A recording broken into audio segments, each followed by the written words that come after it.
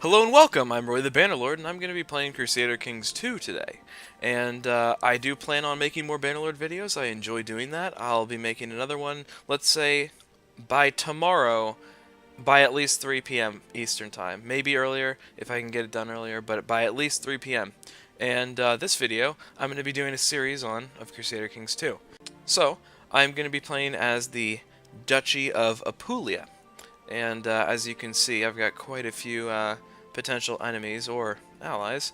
I've got the Holy Roman Empire to my north, and I've got the Byzantines, which I will be referring to as the Romans because that's how they did refer to themselves. I've got the Holy Roman Empire to my north, and I've got a bunch of Muslims to my south, and they control most of the island of Sicily. And that'll be my first target. So that I can get enough land to create the Kingdom of Sicily. If I create the de jure Kingdom, I need 51%, and once I can do that, I will have claims on these lands up here, which is part of the Kingdom, but I don't have casus belli, which means cause for war against them right now. I only have cause for war against the Muslims because I can do a holy war.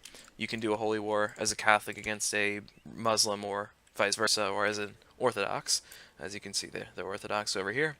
But I'm going to want to make an ally with one of these two because I don't want to be invaded. And if I am invaded, I'm not going to stand a chance. So I'm going to want one of them to help me fight if I do get invaded by the other.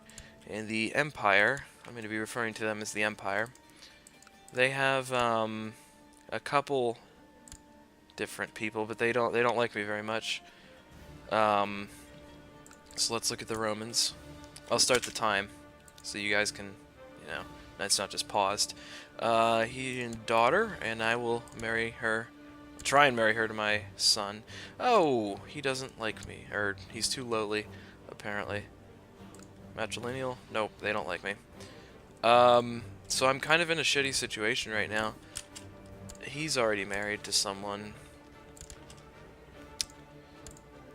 And I'm at a bit of an impasse here. But fear not, I will prepare for that. I am going to have my Chancellor improve relations in the Empire so that I can try and get them to like me enough.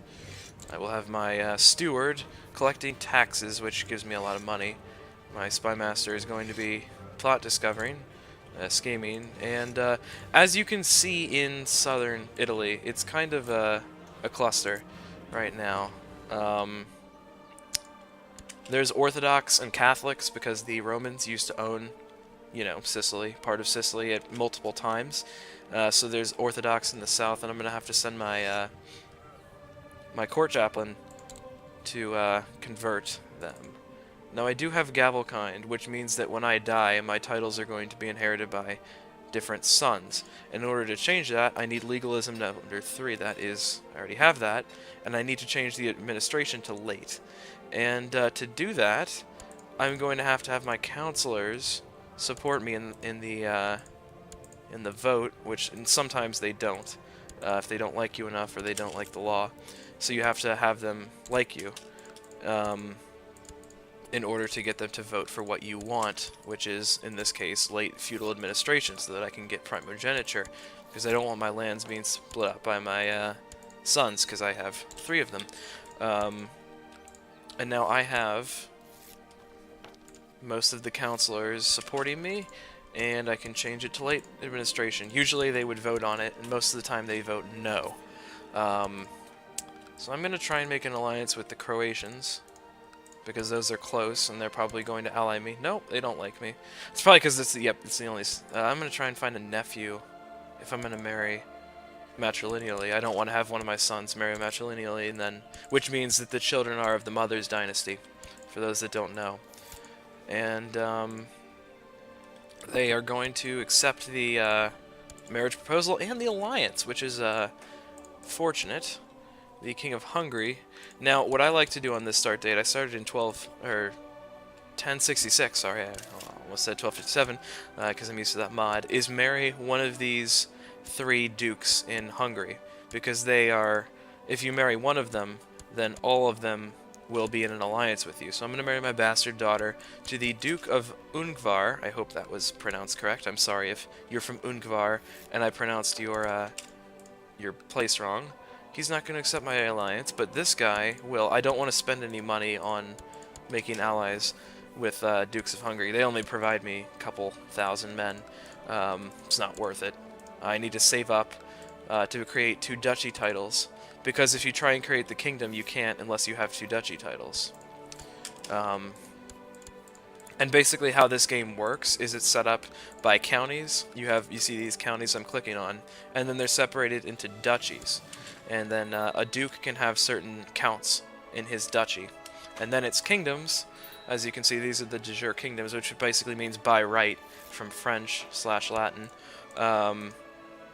Is it in French? I know it's in Latin. I'm not sure if it's in French. And if you have 51% of that kingdom, you can create the kingdom. And there's also empires, which are, you know, bigger. They include kingdoms.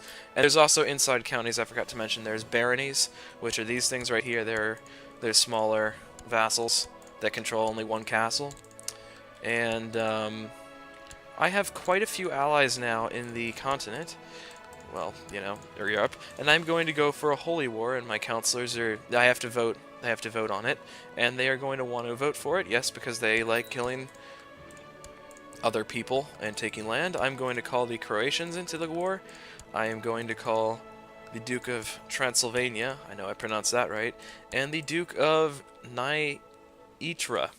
I hope I pronounced that right. And what you do in CK2 is you raise levies.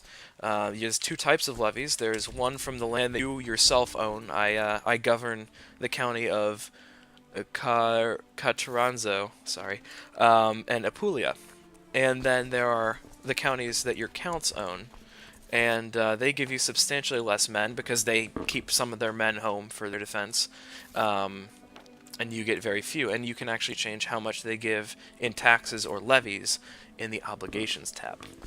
So I am gathering my forces for an invasion of Sicily. I'm going to gather them at Toronto. I like gathering them there for invasions of Sicily. That lets me condense the army in the middle of my duchy.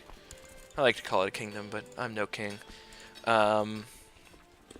So I'm going to wait for the Hungarians and the Croatians to arrive, even though they're pretty far away, because I want to see where we have to cross a channel here.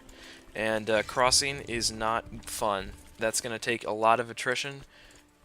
I mean, no, you're going to take a lot of damage when you get there. It's like a bonus for them if you cross. I'm sorry. If you cross a river or if you cross a channel. Like if I was to attack from here to here, I would be at a 20% morale disadvantage rather than, you know, the regular.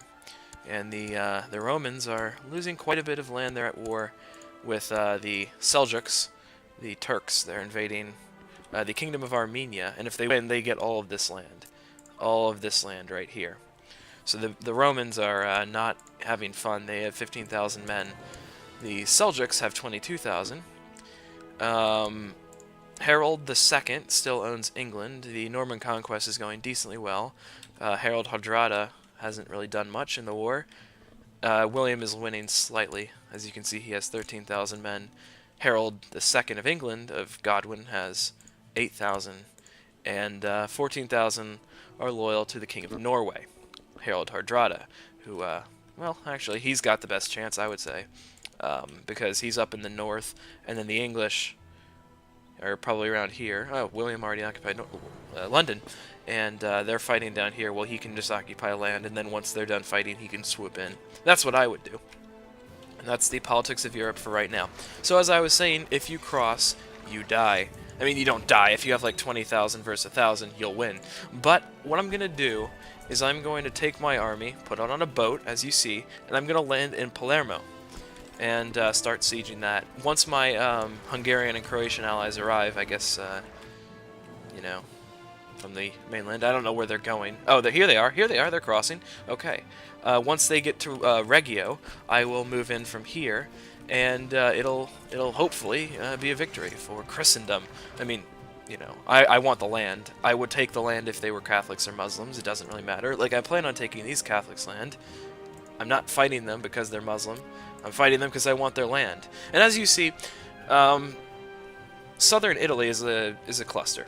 As you can see here in the cultures tab, there are Greeks still down here. You know, I said before they're some of them are Orthodox, but they're Greeks in the south. There are some leftover Lombards when the Kingdom of Lombardy controlled back in the 700s, and there is the Italian culture here. And so we have three cultures, and guess who the ruling dynasty is? We're Norman. Great. So, as you can see here, we're going to destroy... Even though we have the... they have a bonus for defending in the hills, and we have a negative modifier for crossing. We just have too many men for them to withstand, and they are going to die. As you can see, they have lost, and it is a victory today for the duchy. I am losing money right now because my my levies are costing a lot of money. So what I'm actually going to do, because I have a lot of allies around here, I'm going to lower my levies. And the reason I do that is because my allies can fight the war for me. And I see that's kind of like, oh, you're taking advantage of them, but it kind of, you know. Okay, so we won the war because the King of Croatia captured the Duke of Sicily, or the Kalbid Emirate, in battle. And if you capture the enemy king, you win the battle. So now that I've taken their land, I have all of this land for my domain, or domain, as it's called. You can only have a certain amount if you're a king or a duke. And what I'm gonna do is give out some of the baronies to my cousins, because I have a huge family. Look at this. I cut the video here because the original one was going to be like 30 minutes long and nobody wants to watch a video that long. Please let me know in the comments if I should continue this. I don't want to upload stuff people won't watch. And make sure to return tomorrow for my next Bannerlord video. If this video gets enough views, then I'll upload the invasion of southern Sicily on Sunday. Thank you all for watching. Make sure to smash that subscribe button. Have a great day and a great life.